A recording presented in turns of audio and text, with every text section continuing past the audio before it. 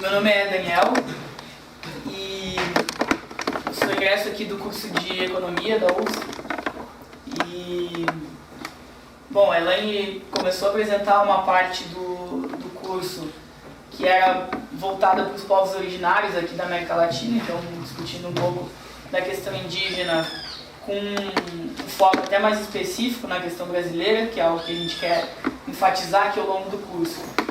Eu, agora, durante o restante do nosso tempo, eu vou fazer uma apresentação sobre alguns apontamentos do modo de organização econômica e social da América Latina, principalmente após a chegada do conquistador aqui. Então a gente vai dividir agora esse período pós-chegada dos colonizadores e tentar entender um pouco de que forma eles organizaram a economia da América Latina aqui, de que forma eles tentaram fazer com que a economia latino-americana pudesse servir muitas vezes aos seus propósitos, aos seus princípios. Então, nessa discussão aqui, vou reforçar um pouco do que já foi apresentado sobre o curso. Eu vou discutir, em alguns termos, os 3 séculos específicos de colonialismo mais estrito na América Latina, com alguns apontamentos e recortes específicos sobre o que aconteceu na América Espanhola e algumas diferenças do que se deu aqui na América Portuguesa. Em seguida, a gente vai ter uma segunda parte do vídeo apresentando aquilo que o Darcy Ribeiro chama de impérios mercantis salvacionistas, que são especificamente os portugueses e os espanhóis, e a forma com que eles organizaram socialmente essa base e a forma com que eles se introduziram na sociedade brasileira. Então, mostrando essa segunda matriz de formação do povo brasileiro. Num terceiro período, numa terceira parte, depois do segundo vídeo do Darcy, eu vou fazer um apanhado mais do período do século XIX na América Latina, principalmente a partir das independências, para a gente deixar o curso preparado para que ele seja entregue para amanhã, a parte do Luiz Felipe e a parte do Vitor, para que eles possam dar sequência para a interpretação na América Latina durante o século XX e as discussões sobre o desenvolvimento também da América Latina ao longo do século XX, ok? Eles já devem ter falado para vocês um pouco, mas, enfim, vou enfatizar isso também. A gente vai tocar aqui num sistema o mais informal possível, ainda dentro da formalidade que o curso tenha. Então, a qualquer momento que vocês quiserem fazer intervenções ou quiserem contribuir com qualquer coisa, vocês podem falar, sintam-se absolutamente à vontade para fazer isso, porque a gente tem o melhor curso possível e ele pode ser melhor ainda com a participação de vocês, né? Então, toda hora que quiserem intervir, falar qualquer coisa, fiquem à vontade para isso. Bom, a nossa discussão aqui vai principalmente se basear na forma de organização do trabalho e da economia ao longo dos séculos XVI, XVII e XVIII na América Latina. Nesse caso, alguns apontamentos são mais específicos para a gente desenhar e principalmente o que remete o que de fato existia aqui na América Latina nos séculos XVI, XVII e XVIII. Isso porque existem alguns debates de interpretação da forma de organização produtiva na América Latina durante esse período colonial, que tentam dar conta de mostrar que aqui a gente estava cumprindo uma etapa que a Europa já tinha passado, que seria a etapa feudal. Então, tentando trazer interpretações de que existia um modo de produção feudal na América Latina e que esse feudalismo estava sendo organizado agora como um resquício ainda da vinda dos colonizadores europeus. Então, portugueses e espanhóis tinha essa iniciativa de fazer com que aqui vingasse um sistema feudal, sendo que a Europa vivia uma transição para o modo de produção capitalista. Então a gente vai levar um pouco da discussão aqui nesse sentido de tentar entender que modo de produção existia aqui, se era efetivamente mais identificado com o feudalismo, se existia algo mais identificado com o capitalismo, ou, em última análise, se existia algum modo de produção mais híbrido, alguma coisa que tivesse sido extremamente peculiar da América Latina durante esse período, né? Então, esse início de discussão foi algo que preocupou muitos teóricos, muitos analistas do estudo da construção da história e da formação econômica e social da América Latina. Dentro desse tema, uma série de autores conseguiu identificar na América Latina, nas primeiras organizações, dentro da dominação espanhola e dentro da dominação portuguesa, certos resquícios, certos traços que poderiam levar a América Latina a ser caracterizada como uma região eminentemente feudal durante esse período. Então, o modo de organização, tanto da terra, quanto do trabalho, quanto da produção, que são as três principais vertentes que a gente junta para analisar diretamente o modo de produção, estavam de início identificados com aquilo que poderia ser considerado um modo de produção feudal. Então, uma série de analistas começou a ver a forma de organização da América Latina ao longo do século XVI e tentaram identificar algo de feudal aqui no continente. Nesse sentido, eles foram olhar especificamente como que se deu a forma de distribuição da terra na América Latina. A partir disso, a distribuição da terra que a gente pode encontrar na América Latina está muito ligada à forma com que espanhóis e portugueses lidavam com a organização da distribuição de terras lá no continente europeu e a forma com que eles transplantaram isso para a América Latina. Nesse caso, uma forma de organização da terra que vinha como tradição da Espanha trazia uma iniciativa de doação de terras aqui no Brasil e de concessões de terras para exploração por parte da América Espanhola.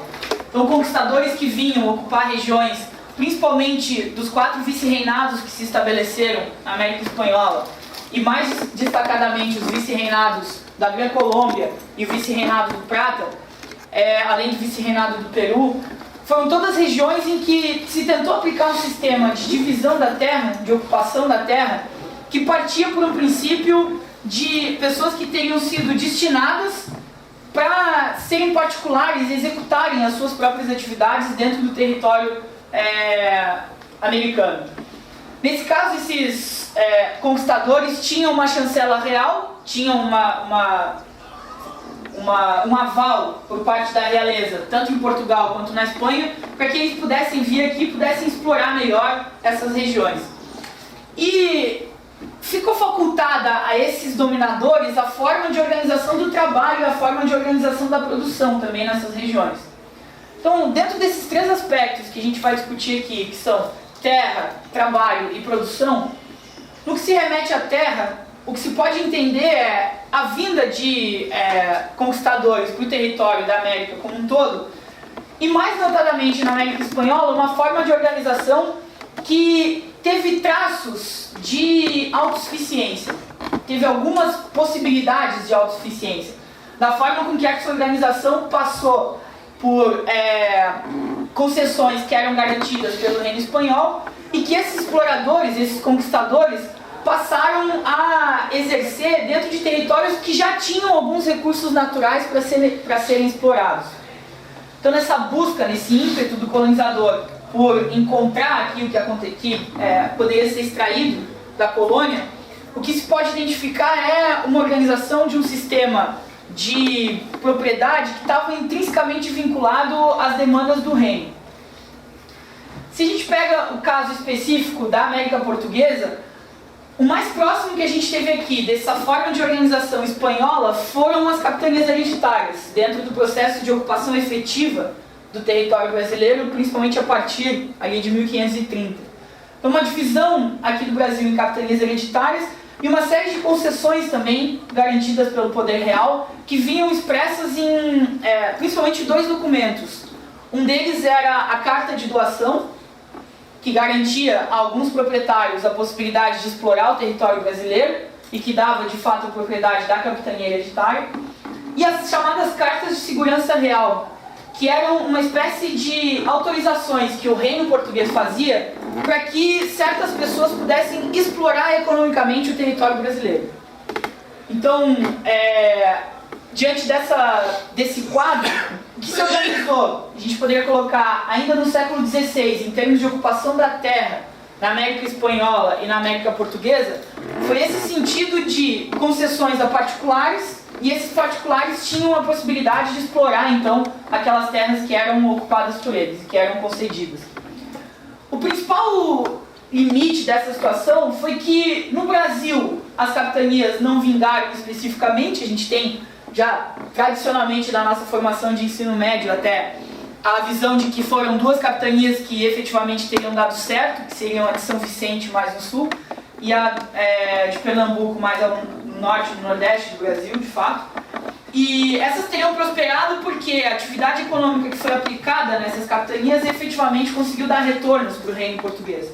Na medida em que grande parte das outras organizações, ou elas careciam especificamente de valor econômico, porque eram produções puramente para subsistência e para enriquecimento só daquele particular que estava explorando o território, ou então, no limite, eram produções que não interessavam a coroa portuguesa.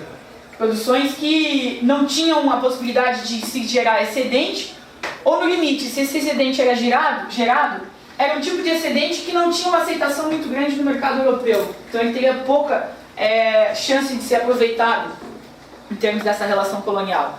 Então no século XVI, em específico, o que daria para dizer sobre essa ocupação da terra é que em termos de América Espanhola e América Portuguesa era muito semelhante.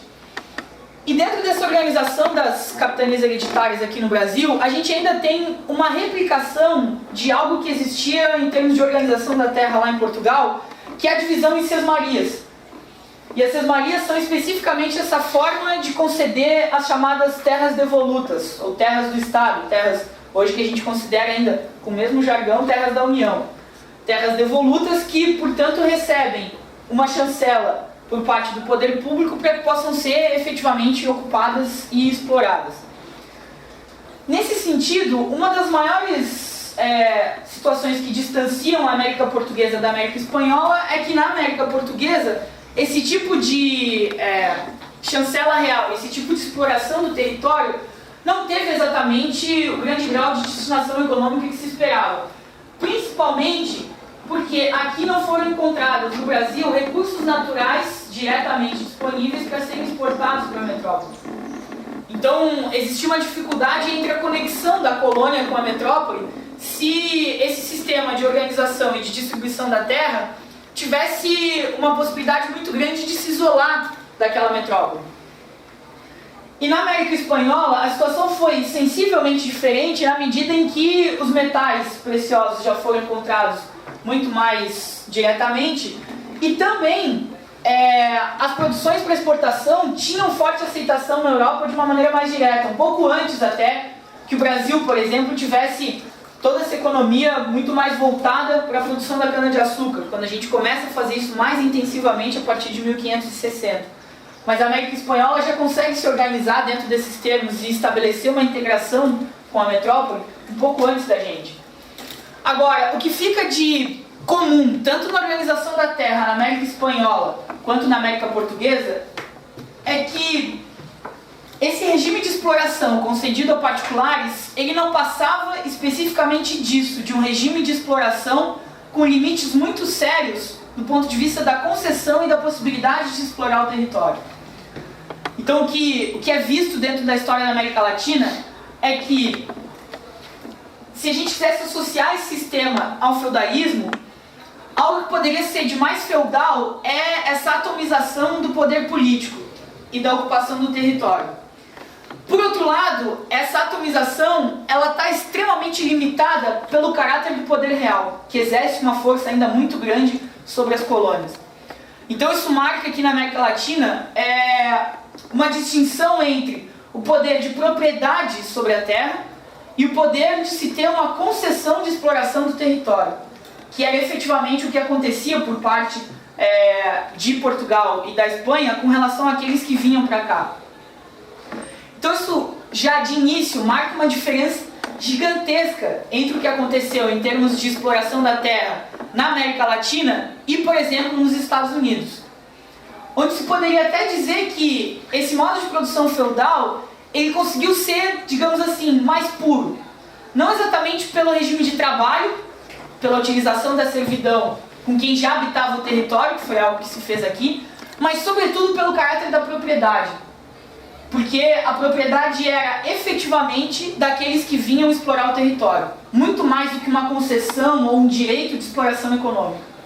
Então, essa primeira observação já fica de fundamental para a gente entender caminhos diferentes não só entre a América Latina, entre a América Espanhola e a América Portuguesa, mas sobretudo entre a América Latina e a América do Norte. Então a forma de distribuição do território já foi sensivelmente distinta por causa disso. Na América Espanhola, a gente tem uma forma de distribuição que garantia certa liberdade de exploração do território, mas o reino espanhol estava o tempo inteiro tentando intervir na atividade e tentando estabelecer parâmetros, regras para que aquela atividade fosse executada. Então, no limite, aquele colonizador que vinha para cá, ele tinha, como eu falei, direitos de exploração sobre o território, mas aquele tipo de território não era especificamente dele, ele ainda pertencia à unidade do reino, à metrópole. Se a gente faz uma comparação com a América Portuguesa, daria para se dizer que falar em cartas de doação não é especificamente o termo mais feliz para identificar a ocupação do território aqui na América Portuguesa, o que aconteceu no Brasil. Porque as cartas não eram especificamente também de doação, elas eram mais de concessão de direitos econômicos do que especificamente de propriedade. Então boa parte das pessoas que vieram para cá tinham a possibilidade de encontrar algum pedaço de terra para explorar, utilizavam a mão de obra local e subjugavam a mão de obra local para conseguir dar uma racionalidade econômica para aquilo que eles estavam ocupando, só que ao mesmo tempo não existia a possibilidade de se determinar de forma autônoma o que era necessário produzir naquele local. Em última análise, existia sempre uma intervenção muito grande por parte do poder metropolitano, expresso por Portugal e pela Espanha, sobre aquele regime de propriedade da terra que vinha sendo organizado aqui na América Latina. Encerrado esse primeiro tópico, essa primeira sessão com relação à terra, a gente parte agora para olhar a forma de organização do trabalho dentro dessa região. Em termos de trabalho, fica marcadamente uma diferença estabelecida entre a América Espanhola e a América Portuguesa. A América Espanhola, ela tenta se utilizar ao máximo da mão de obra local, num sistema que tem analogias muito fortes com a servidão, tem analogias com a escravidão, mas não é nenhum nem outro. Os dois maiores sistemas de trabalho que se organizam aqui na América Espanhola são identificados como algo que a gente também vê ao longo do ensino médio, mas com um pouco menos de ênfase, a mita e a encomenda. A forma de organização mais vinculada à encomenda, ela passa por certos estágios, mas são duas formas especificamente ligadas a uma questão contratual. Existe um contrato estabelecido entre o colonizador ou conquistador e aquele que vai garantir para ele os direitos de exploração daquela mão de obra local. Não que o índio em si, por exemplo, vá assinar um contrato, mas existe um contrato entre aquela cessão de direito de exploração sobre a mão de obra local. Então a esse conquistador é facultada a possibilidade de usar indígenas, por exemplo, para executar pequenos serviços ou certos trabalhos que ele precise para dar a razão econômica para a existência daquele território dele. E para justificar para o reino por que ele pode ser o dono efetivo ou concessionário, melhor dizendo, daquele local. Então ele vai tentar organizar, através da mita e da encomenda, dois sistemas de organização, de regimes de organização de trabalho, que vão estar fortemente embasados nessa questão contratual. Uma forma de receber um contrato com direito de exploração sobre essa mão de obra local. A forma como eles vão desenvolvendo esse regime de exploração, a gente pode estabelecer algumas diferenças, principalmente entre a mita e a encomenda. A encomenda, ela está muito mais vinculada a um sistema de execução de trabalho que durava, em média, entre 6 meses, de 6 a 9 meses, podendo se estender por até um ano. Assim como a mita, também tinha um sistema de aplicação do trabalho mais ou menos limitado, com uma diferença de que, na encomenda, a possibilidade de vinculação daquele que executava o trabalho com aquele que era o conquistador estabelecia uma relação entre os dois quase que de obrigatoriedade de pagamento de tributos. Tem uma associação muito forte entre a encomenda e um sistema mais próximo ao tributário, que tenderia a puxar para um sistema de propriedade, dizendo, por exemplo, um conquistador que pegasse um território mais ou menos do tamanho dessa sala, poderia juntar uma série de indígenas e, dentro desse evento momento entre capturar alguns indígenas e não deixava de ser um sistema compulsório, mesmo não sendo um sistema escravo, ele capturava alguns indígenas e submetia esses indígenas a certos trabalhos, se fazia com que dentro daquele regime aqueles indígenas estivessem obrigados a ceder parte da sua produção, seja em espécie, seja diretamente no produto que eles fazem, seja em alguma remuneração que eles possam receber para isso, para aquele que é o dono daquela propriedade, que a gente até conversou aqui agora há pouco, não era especificamente um dono, mas ele exercia todas as prerrogativas de um proprietário. Então ele estabelecia um regime de produção em algum território, fazia com que os indígenas fossem levados de modo compulsório à produção em algum território, e ele, enquanto donatário daquela terra, tinha a faculdade de extrair, em termos de tributos, algum excedente econômico daquele local. Na organização da encomenda, existe algo que alguns estudiosos foram tentar estudar, foram tentar ver a etimologia dessa expressão, e identificaram que existia algo como, efetivamente, uma encomenda por trabalhos que fossem realizados em determinados locais. Mas essa encomenda, na verdade, em termos etimológicos, ela está muito mais ligada a um sistema de organização de trabalho que remonta ao Império Romano, na medida em que se tinha os comodatos no Império Romano. E a encomenda, na verdade, ela deriva dentro desse sistema de organização do comodato, que se transforma aqui na América Latina em encomenda, e tem a ver, na verdade, com esse sistema tributário, com esse sistema de cobrança de impostos e de excedentes sobre uma produção que está sendo realizada em um determinado território. Em seguida, a gente tem a mita. A mita é um outro sistema de trabalho também compulsório, que nesse caso está um pouco mais relacionada com remunerações de trabalho. A mita costumava ser um sistema de trabalho compulsório mais identificada até com pagamentos em espécie, em dinheiro, em moeda, do que a própria encomenda. Quem era executor desse serviço recebia algum tipo de pagamento, continuava tendo alguma obrigação tributária com quem oferecia o serviço, mas na mita a gente pode identificar um pouco mais de caráter esporádico na execução dos serviços. Então esse serviço era executado pelos indígenas de uma forma não tão compulsória, com esse controle direto, como era, por exemplo, a encomenda, e com essa obrigatoriedade de pagamento de tributos, por exemplo. Então isso marca fortemente a organização do trabalho dentro da América Espanhola, esses dois regimes de utilização do trabalho, tanto a mita por um lado quanto a encomenda por outro.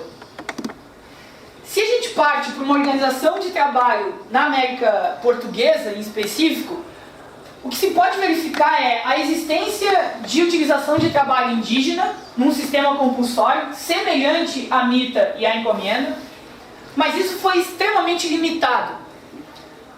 Por que a gente pode colocar essa diferença tão fundamental?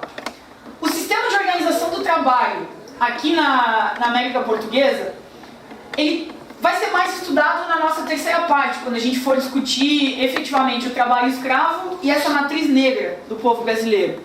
Mas de início já dá para colocar alguns apontamentos especificamente ligados ao fato de que nessa organização de trabalho da mita e da encomenda eram utilizadas as chamadas grandes civilizações que existiam aqui, que a Elaine comenta sobre os maias, os astecas e os incas, e também o alto grau de complexidade que essas civilizações tinham em termos de organização.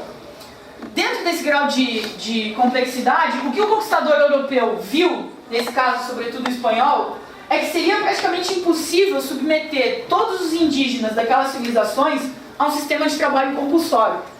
Uma civilização como a Inca, por exemplo, se estendia do território do Peru, passando pela Bolívia e tendo raízes, inclusive, aqui na ilha de Santa Catarina, atravessando o território catarinense e chegando até a ilha de Santa Catarina.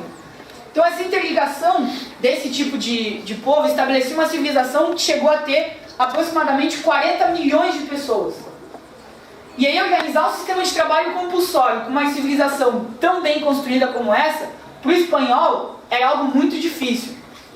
Ou, no limite, escravizar 40 milhões de índios, ou que fosse exterminar parte deles e escravizar o resto, ainda assim era extremamente complicado. Então o que na América Espanhola se faz? Como a riqueza foi encontrada mais de imediato e existiam essas civilizações mais complexas, o conquistador europeu, nesse caso mais notadamente o espanhol, ele vai até as lideranças dessas civilizações e tenta estabelecer mecanismos de cooptação, tentando fazer com que, dentro daquela organização onde já existia uma divisão do trabalho muito complexa, com 40 milhões de pessoas, ele pudesse se aproveitar já desde o início, desde o topo, lá de cima, da possibilidade de extração de excedente que existia nas camadas mais baixas. Então o estabelecimento de conquistador como Francisco Pizarro e a forma como ele vem e estabelece uma relação com os principais líderes do Império Incaico, coloca dentro dessa perspectiva uma possibilidade de se extrair um excedente econômico usando o trabalho compulsório, mas sem necessariamente ter que recorrer à escravidão, que é o que foi realizado aqui no Brasil. Então essas são algumas características mais gerais que vão ajudando a gente a entender essas diferenças entre a organização da América Portuguesa e da América Espanhola. Um ponto em comum que dá para a gente colocar dos dois conquistadores remete ao estudo de um autor chamado Manuel Bonfim. Manuel Bonfim tem um livro chamado América Latina, Mares de Origem. Quando ele vai estudar esse sistema latino-americano, ele vai tentar ver a origem dos povos ibéricos. Ele quer saber o que tem de comum entre portugueses e espanhóis, para que eles fizessem essas incursões pela América Latina e pudessem estabelecer um sistema tão complexo de drenagem de recursos daqui para fora. Quando Manuel Bonfim vai fazer esse estudo, ele encontra nos povos ibéricos, em específico, uma peculiaridade que não era perceptível no restante dos povos europeus, que vinham no sistema de transição do feudalismo para o capitalismo.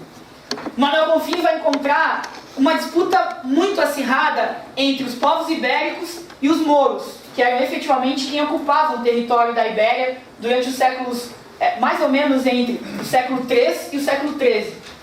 E são mais ou menos 8 séculos de luta dos povos ibéricos para tentar reconquistar o território da Península Ibérica e fazer aquilo que a gente também estuda na época do colégio, fazer a expulsão dos mouros. São uma expressão dos povos árabes, não são todos eles, mas são uma expressão dos povos árabes. Dentro desse sistema de recuperar parte desse território, o Manuel Bonfim vai identificar que existe uma certa racionalidade antropológica na forma com que os povos ibéricos chegam e aportam na América Latina para organizar o seu sistema de trabalho e de produção. Porque o Manuel Bonfim vai ver que lá na origem, lá na raiz desses 8 séculos de luta, existiram 2 aspectos fundamentais que começaram a ser entranhados cada vez mais no comportamento de portugueses e de espanhóis. O primeiro deles era uma educação fortemente voltada para a guerra, o tempo inteiro, porque se tratava de recuperar um território que tinha sido deles, que estava ocupado agora pelos mouros. E o segundo ponto é que todo aquele sistema de organização e de disputa através das guerras estava centrado na pilhagem, sistematicamente na pilhagem. O que ele vê? Portugueses e espanhóis precisam retomar o território da Península Ibérica. No avanço histórico, ao longo de 8 séculos que eles acumulam de lutas para tirar os mouros de lá, eles não têm uma civilização fortemente construída para cuidar do que foi sendo reconquistado.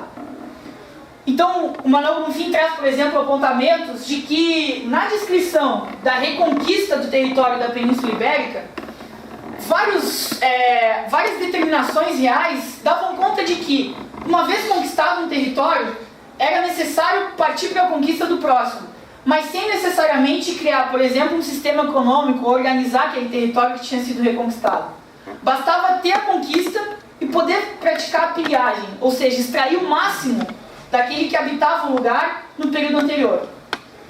Então isso foi criando, dentro dessa memória antropológica, nos povos ibéricos, principalmente nos espanhóis e nos portugueses, essas 2 iniciativas: a conquista imediata, que é o que eles executaram na América Latina, e, em segundo lugar, o tema da pilhagem. Então, não existia diretamente um sistema de acumulação de capital, existia um sistema de extração de excedente, o mais imediato possível, que esses povos ibéricos carregaram ao longo da construção histórica deles e que reproduziram em grande medida na hora da conquista dos territórios da América Latina.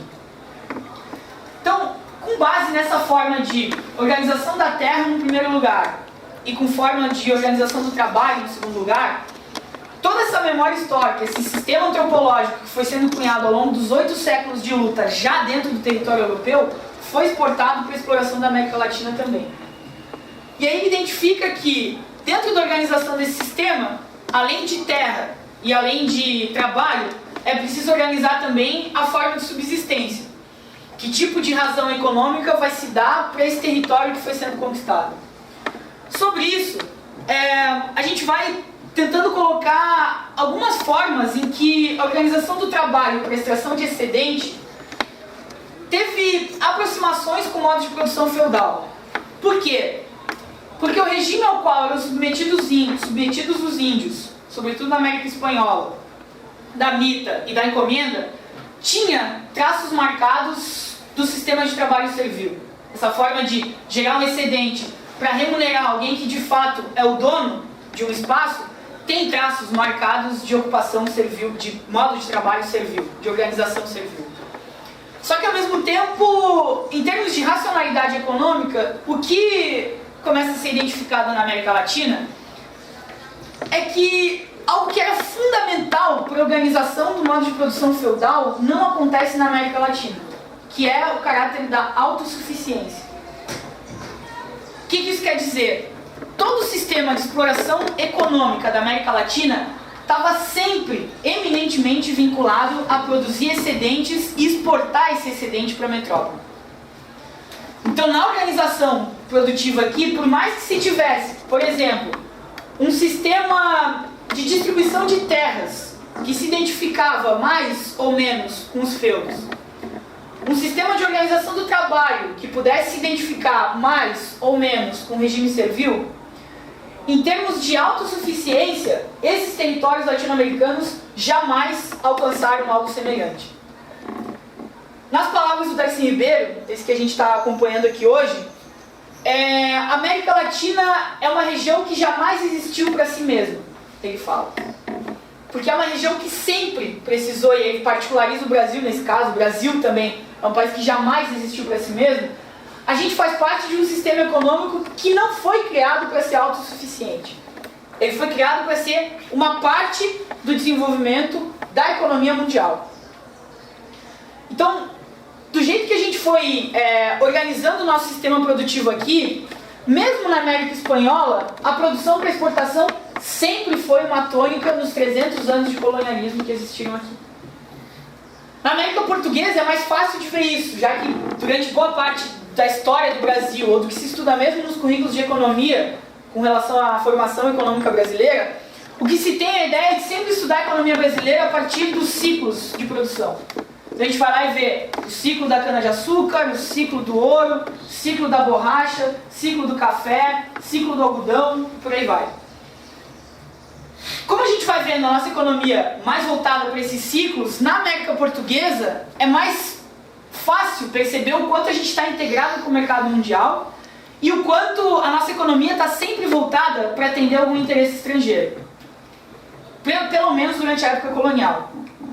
Agora, na América Portuguesa, na América Espanhola, conforme isso vai passando, como existe uma atomização maior da distribuição do território, da organização da mão de obra e da complexidade das civilizações que existiam aqui, a gente não consegue ter com clareza o mesmo tipo de visualização dessa economia voltada para a exportação. Mas ela existe, existia já durante a época colonial, é fortemente assentada dentro de uma produção para exportação e para atender interesses metropolitanos. E se aqui durante a época colonial a gente também visou atender isso, e amanhã a gente vai ver se continua atendendo ou não a esse tipo de anseio estrangeiro, durante a época colonial, principalmente a parte da América Espanhola também teve o mesmo sistema de produção semelhante. E não é só com relação ao ouro e prata, ou principalmente prata, não é só com relação aos metais preciosos que a organização da produção estava voltada a atender os interesses metropolitanos e exportar sempre mais. Mesmo numa forma de organização de produção primária e exportadora, também tinham vinculações muito fortes. Só que a grande diferença é que essa organização primária e exportadora, na América Espanhola, principalmente na América do Sul, ela não teve exatamente a mesma pujança que a gente pôde encontrar na América Portuguesa. Porque a gente teve ciclos mais isolados de produção, por exemplo, de cacau na Venezuela. Ou da produção de cobre no Chile, como a gente vê mais recentemente, na virada do século XIX para o XX. Então, a organização desses países, ou a produção de gado na Argentina, que é mais tardia, até do que essa organização colonial que vigorou mais ao norte. Mas a forma de organização para exploração e para exportação e para atender interesses metropolitanos estava fortemente marcando a América Espanhola também. E também não só em cima de metais preciosos. Para a América Espanhola mais específico, a gente pode identificar mais a existência dessa produção para exportação na parte da América Central e do Caribe, que é quando a gente estuda os ciclos econômicos aqui no Brasil e vê que a produção açucareira do Brasil, por exemplo, sofreu um revés gigantesco quando ela foi encaminhada depois para a produção nas Antilhas. E aí a produção de açúcar lá nas Antilhas virou algo sistemático e começou a competir e limitar muito da possibilidade de desenvolvimento da produção açucareira no Brasil. Mas o que vai ficando aqui é essa ideia de que a autossuficiência era praticamente vetada tanto na América Espanhola quanto na América Portuguesa. Não existia espaço, não existiam possibilidades para esse tipo de desenvolvimento aqui. E de novo, marcando algumas diferenças do que acontece com os Estados Unidos. Nos Estados Unidos, como eu falei, esse sistema de organização de trabalho mais vinculado ao feudalismo, ele pode ser mais semelhante a um sistema feudal puro, não exatamente pela organização da distribuição da terra ou da organização do sistema de trabalho, mas sobretudo pela organização da produção. Na América do Norte, a produção tem traços marcados de autossuficiência. Tem traços muito maiores de produção local. E aqui cabe uma consideração a respeito daquilo que a gente vai considerando quando vai estudar desenvolvimento comparado entre a América Latina e a América do Norte, naquilo que se convencionou chamar de colonização de exploração e colonização de povoamento. Esses tipos de colonização, eles não necessariamente estão equivocados para entender o que aconteceu numa região e na outra. Agora, é fundamental estabelecer certas ponderações entre o que era a colonização de exploração e o que era a colonização de povoamento. De novo, existe uma origem, uma base, um ponto de partida sobre o qual a gente pode realmente estabelecer certas diferenças. Mas, por exemplo, se convencionou dizer que a colonização por povoamento estava eminentemente focada para a subsistência. O que é algo equivocado. Porque na América do Norte não existia especificamente uma organização da produção voltada para a subsistência. Ou no limite, na América do Sul também existia produção para subsistência. A gente teve uma série de ciclos aqui, considerados secundários, que eram ciclos eminentemente de subsistência. Por exemplo, ao mesmo tempo que se desenvolvia fortemente a economia açucareira no Nordeste, a gente teve, mais no interior do Nordeste, o desenvolvimento da economia do gado, que tinha traços muito marcados de autossuficiência. A subsistência existia fortemente naquela economia do gado. Ela não era especificamente autossuficiente porque ela dependia de um excedente gerado pela economia açucareira, mas ela era em si uma economia de subsistência. E ela tinha um sistema de trocas, ainda que limitado, com a economia açucareira. O que marca a principal diferença entre o desenvolvimento produtivo do Norte e da América Latina é especificamente não o caráter de subsistência, mas o caráter de para onde vai o excedente que é produzido em cada uma das regiões. Porque se no norte dos Estados Unidos fosse produzido, houvesse uma produção só para subsistência, essa produção tenderia a possibilidade de passar por um processo que, por exemplo, o Celso Furtado chama de involução econômica.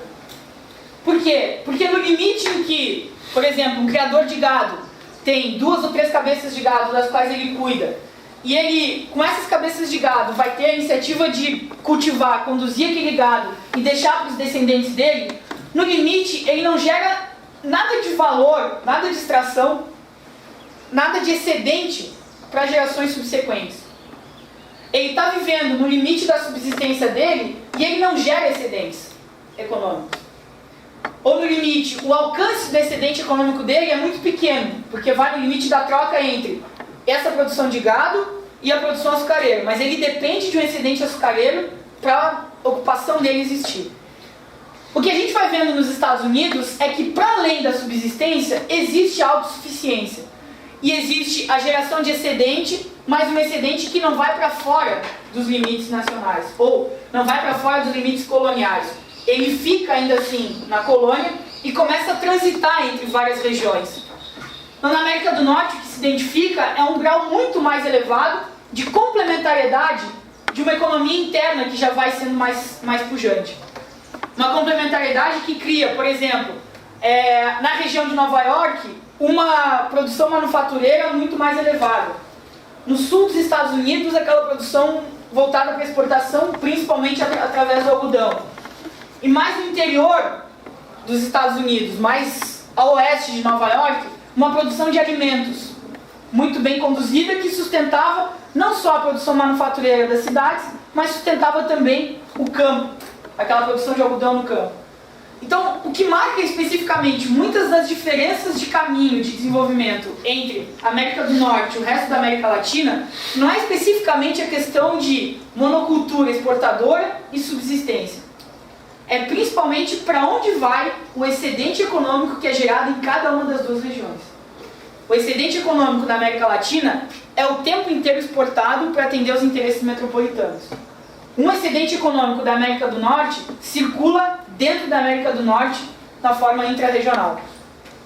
Isso dá uma capacidade de dinamismo para aquela região muito mais avançada do que o que a gente vai cunhando aqui.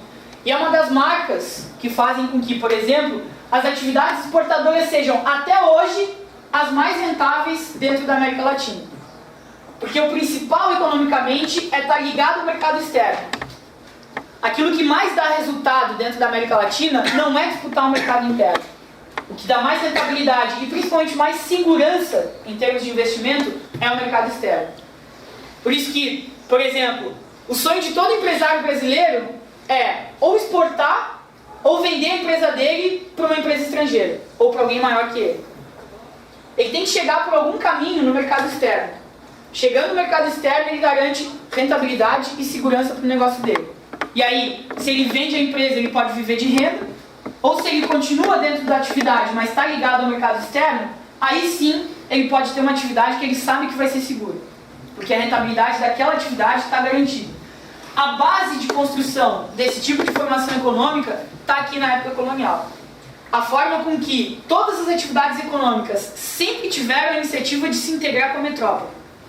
E de novo, não é um país que existe, ou não é uma região que consegue existir para si mesmo. Existe para atender especificamente a esses interesses que estão postos lá fora. Então, em termos de forma de organização produtiva, essa é uma das características que mais diferem o modo de produção que foi colocado aqui do modo de produção que a gente poderia considerar mais vinculado ao feudalismo. E é uma das razões pelas quais a principal forma de se conseguir definir que sistema de produção existia aqui na América Latina durante a época colonial é especificamente um capitalismo colonial. Porque, em termos de organização de terra e organização de trabalho, existem semelhanças ou flertes com certas instituições feudais ou mesmo até fora do feudalismo, como a gente vai ver no caso da escravidão. Mas a racionalidade daquele sistema é eminentemente produzir para atender uma demanda metropolitana. E a integração com o mercado externo é a que mais dá traços, mais traz contornos de uma formação capitalista aqui na América Latina. Esse capitalismo colonial é especificamente o que vai sendo a marca aqui da América Latina durante esse período. Então, é fundamental entender, é fundamental que a gente tenha a compreensão, a noção do que foi especificamente a nossa formação aqui colonial do ponto de vista dessa organização da terra, do trabalho e da produção de excedente. Então, a forma com que esse excedente se introduzia para o restante das regiões. Bom, aí a gente pode ver outro tipo de parâmetro para analisar o que vai acontecendo nesse desenvolvimento entre a América Espanhola e a Portuguesa, que é a relação entre a cidade e o campo. A gente teve processos aqui na América Latina de urbanização muito acentuados, principalmente durante os séculos XVII e mais marcadamente no XVIII. Em outras palavras, países como Brasil, Argentina, México, Colômbia passaram por processos de urbanização muito fortes, mais ou menos no mesmo período ou com ligeiro atraso a processos intensos de urbanização no continente europeu. Ainda que o Brasil só tenha se tornado um país efetivamente urbano depois da segunda metade do século XX, a gente teve movimentos muito fortes de urbanização ao longo dos séculos XVII e XVIII. Especificamente no século XVIII, o Brasil, por exemplo, vive o ciclo do ouro. Na exploração de ouro no Brasil, tinha-se uma iniciativa, uma esperança de que a gente pudesse se tornar um país mais urbano e também mais autossuficiente. Por quê? Porque a produção do ouro, ela era no interior do Brasil. Como ela vinha cada vez mais para o interior, ela já fazia uma coisa não fazer tanto sentido. Usar o excedente econômico que a gente tinha com exportações para importar bens da metrópole. Por quê? Porque começava a ficar cada vez mais caro importar esses bens e ainda fazer eles correrem boa parte do território brasileiro até atender o interior onde a produção de ouro estava funcionando. Então, no limite, o que começou a acontecer foi uma organização urbana e uma sociedade de serviços baseada no ouro ao longo do século XVIII no Brasil, mas ao mesmo tempo uma organização que criou caráteres de complementariedade com certas regiões. A região de Taubaté, no interior de São Paulo, por exemplo, é uma região que serviu fortemente para alimentar o ciclo minerador de Minas Gerais, de Goiás e de parte do Mato Grosso. Então são regiões que vão desenvolvendo alguma agricultura de forma complementar com a cidade e vão estabelecendo parâmetros, paralelos muito específicos com o que aconteceu de forma mais clássica na Europa e do que aconteceu especificamente na América do Norte, quando, como eu falei, esse caráter de complementariedade existia fortemente. E a gente precisa problematizar algumas situações, precisa tentar entender, por exemplo, por que aqui na América Portuguesa e na América Espanhola a gente passa por um processo de urbanização ao longo do século XVIII e não consegue converter isso num desenvolvimento econômico mais próximo dos padrões europeus, por exemplo, ou dos padrões estadunidenses. O que efetivamente representou um descaminho nessa situação e que fez com que os dois destinos não fossem equivalentes. A partir disso, existem algumas problematizações que a gente pode criar. Especificamente para a América Espanhola, os principais problemas aparecem do ponto de vista de limitações por conta de leis que eram baixadas e do controle econômico que existia da metrópole sobre as colônias. Então, regulamentações para que, por exemplo, não fossem desenvolvidas manufaturas na América Espanhola, na América Portuguesa. Isso era muito forte, era notadamente algo que acontecia e, de novo, remonta àquela organização que a gente viu mais vinculada com o século XVI, de que existia, a despeito de alguma autonomia do conquistador, uma forte ingerência por parte dos reinos metropolitanos. Então, uma série de leis inibiam a possibilidade com que houvessem produções industriais na América Espanhola. A própria Espanha em si nunca foi um país central dentro do mapa europeu. Espanha e Portugal sempre foram países periféricos dentro da organização europeia. E, mesmo depois dos descobrimentos, eles continuaram entrando num processo de pauperização gigantesca, pelas relações com que eles estabeleciam com os centros metropolitanos como, por exemplo, Holanda e Inglaterra. Na próxima parte a gente vai até se ater um pouquinho mais nessa relação. Mas o que tem de específico aqui para essa parte é que a possibilidade do domínio de certas técnicas de produção estava praticamente vetada. Mesmo que houvessem alguns hereges, digamos assim, aqui na colônia. Mesmo que houvesse gente que quisesse enfrentar as leis, bancar alguma contraposição e tentar executar algum serviço de industrialização. Isso ajuda a entender um pouco do porquê parte da América Espanhola conseguiu conciliar urbanização, mas não conseguiu se industrializar ao mesmo tempo.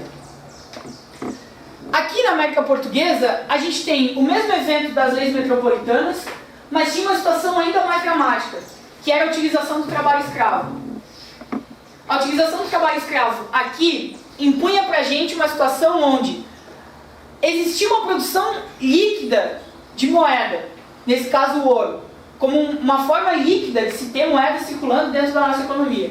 Mas a gente não tinha um sistema de organização do trabalho capaz de reter essa quantidade de dinheiro aqui e de fazer esse dinheiro circular internamente.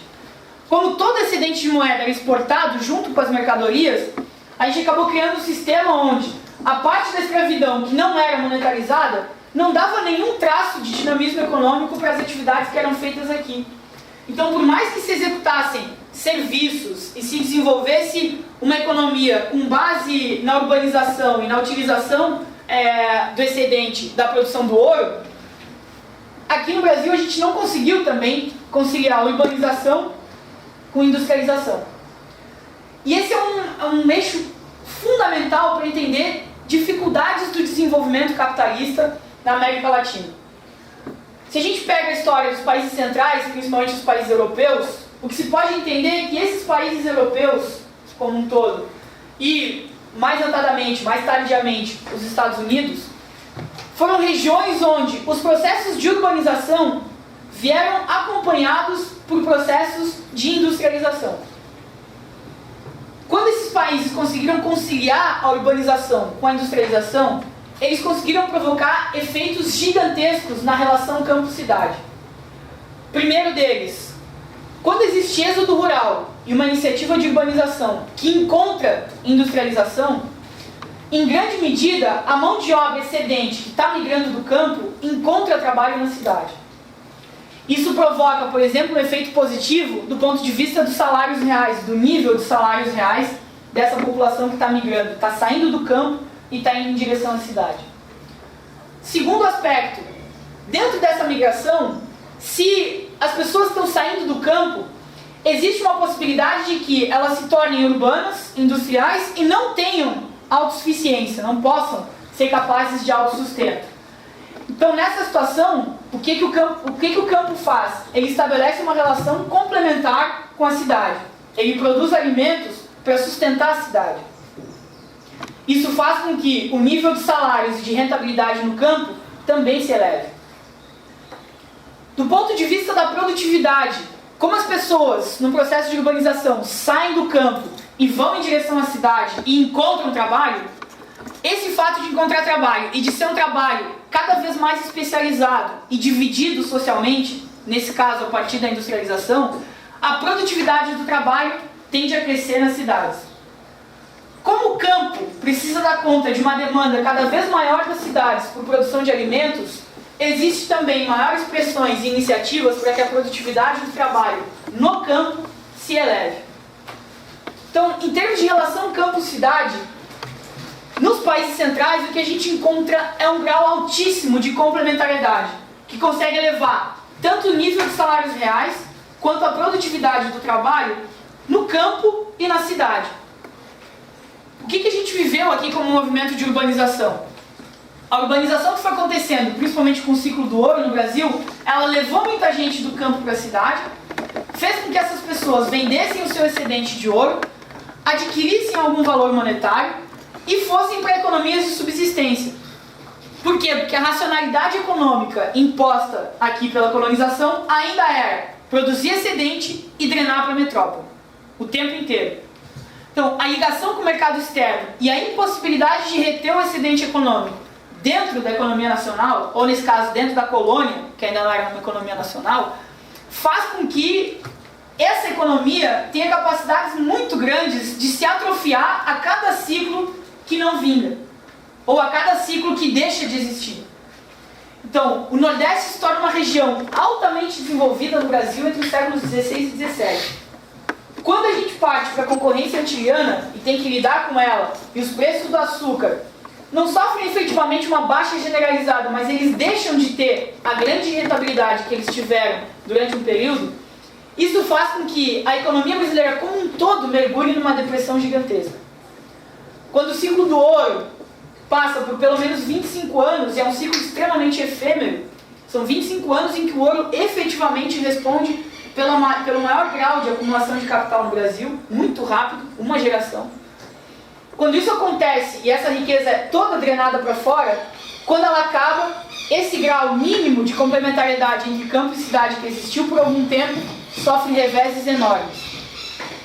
Então, toda essa situação de poder se organizar uma forma de ocupação de território e principalmente de dar racionalidade econômica para essas iniciativas vão sofrendo retrocessos gigantescos com a falta dessa complementariedade entre campo e cidade. Isso é uma coisa que tanto o Luiz Felipe quanto o Vitor vão problematizar também mais amanhã para a gente trazer a situação atual, interpretar o século XX ao longo da América Latina, mas principalmente para a gente entender o quanto existe ainda aqui e vinga fortemente a iniciativa de economias exportadoras. E mesmo dentro do debate presidencial agora recentemente, a situação entre se integrar mais ou menos da economia mundial está na ordem do dia. E sempre que se fala em se integrar menos à economia mundial ou em criar um mínimo de iniciativa para a dominação nacional do comércio, isso é associado a um atraso gigantesco, que foi exatamente o inverso que as nações mais desenvolvidas fizeram. As nações desenvolvidas, ao se preocuparem mais fortemente com o mercado interno e com políticas nacionalistas, elas conseguiram, de fato, se tornarem economias competitivas posteriormente para o mercado estrangeiro. Coisa que não vigora aqui, coisa que não vinga aqui. Então, sempre quando alguém quer se apresentar com uma política que traga algo de mais nacional, que traga algo maior de proteção, ela é vista como alguém que quer fechar o país, como alguém que quer atrasar o país. Isso é completamente equivocado se a gente olha a experiência histórica de vários países que se tornaram desenvolvidos mais para frente. Então, esse apelo ainda pela economia externa e pela ligação com a economia externa é muito forte. E, de novo, vai traçando perspectivas muito dramáticas mais para frente, porque mesmo depois que a gente deixa de ser uma nação colonial, a gente continua ainda assim apostando numa economia primária exportadora. E ainda continua tentando estabelecer o máximo de ligação com o que existe fora e o mínimo de interligação com o que existe dentro. E aí isso tem efeitos muito fortes do ponto de vista da possibilidade de desenvolvimento econômico aqui dentro do país.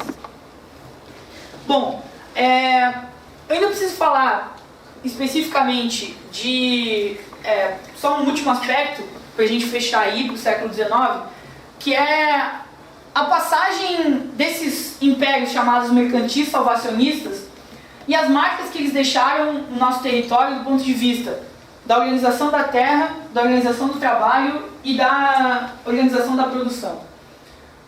Fazendo um apanhado geral, mesmo a organização da terra e do trabalho que tiveram algum contorno mais vinculado ao feudalismo no início, vão sofrer, e no início que eu digo é mais ou menos por volta do século XVI, vão sofrer um revés gigantesco com esse alto grau da racionalidade do império que começa a se impor sobre essas regiões.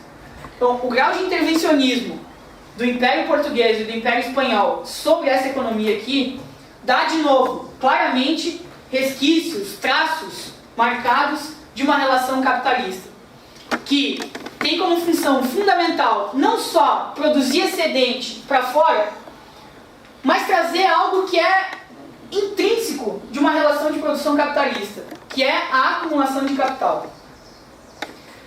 Então, por que se produz cada vez mais? Por que se extrai excedente cada vez mais? Para mandar para fora.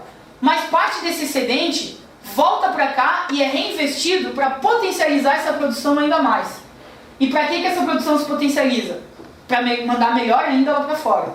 E aí volta mais um pouco. Então, todo o processo, isso dura de 1500 a 1822, especificamente por causa do Brasil.